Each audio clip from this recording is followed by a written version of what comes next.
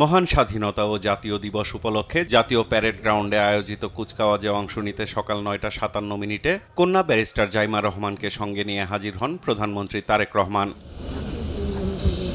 10টায় রাষ্ট্রপতি মোহাম্মদ শাহাবুদ্দিনকে স্বাগত জানান প্রধানমন্ত্রী। পরে রাষ্ট্রপতি অভিবাদন মঞ্চে দাঁড়ালে তার অনুমতি নিয়ে শুরু হয় কুচকাওয়াজের আনুষ্ঠানিকতা।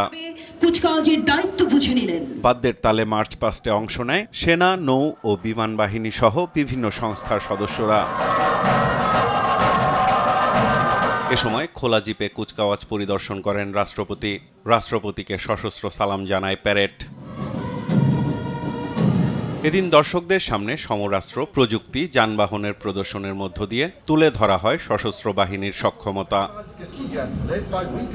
জাতীয় পতাকা সহ বিভিন্ন বাহিনীর পতাকা নিয়ে প্যারেড গ্রাউন্ডে 10,000 ফুট উচ্চতা থেকে জাম্প করেন 26 প্যারাট্রুপার।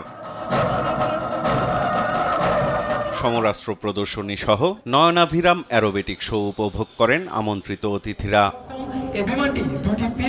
কুচকাওয়াজে মিগ-29 যুদ্ধ বিমান দিয়ে রাষ্ট্রপতিকে জানানো হয় ফ্লাইং স্যালুট। মঞ্চের পেছন দিক থেকে এসে মিগ-29-এর ভিক্টরি রোল প্রদর্শন করে মেঘের মধ্যে মিলিয়ে যাওয়ার মধ্য দিয়ে শেষ হয় এয়ার শো।